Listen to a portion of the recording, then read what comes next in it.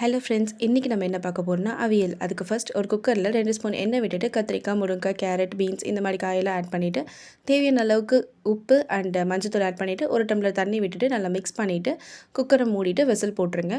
ஒரு விசில் விட்டாலே போதும், காய் எல்லாமே நல்லா வெந்துடும். இப்போ அதுக்குள்ளே நம்ம பேஸ்ட் அரைச்சி வச்சுக்கலாம்.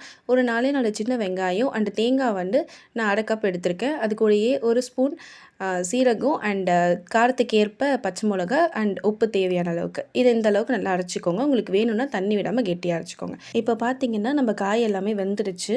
இந்த தண்ணியை ஃபில்டர் பண்ணி எடுத்துருங்க. இப்போ ஒரு வானலில் எண்ணெய் விட்டுட்டு கடுகு போட்டு கடுகு பொரிஞ்சதுக்கப்புறமா நம்ம ஃபில்டர் பண்ணி வச்ச காய் எல்லாத்தையும் இதில் ஆட் பண்ணிக்கலாம். இது கூடவே நம்ம பேஸ்ட் அரைச்சி வச்சுருந்தோம்ல, அதையுமே கொஞ்சம் கொஞ்சமாக ஆட் பண்ணி நல்லா மிக்ஸ் பண்ணிக்கோங்க. இது கூடவே 2 ஸ்பூன் தயிர் ஆட் பண்ணி நல்லா மிக்ஸ் பண்ணிக்கோங்க. இப்போ இதை எடுத்து சாப்பிட்டு பார்த்தீங்கன்னா, வாவென்று சொல்லும் முன்னே வருகின்ற ஞாபகம் அப்படி இருக்குங்க.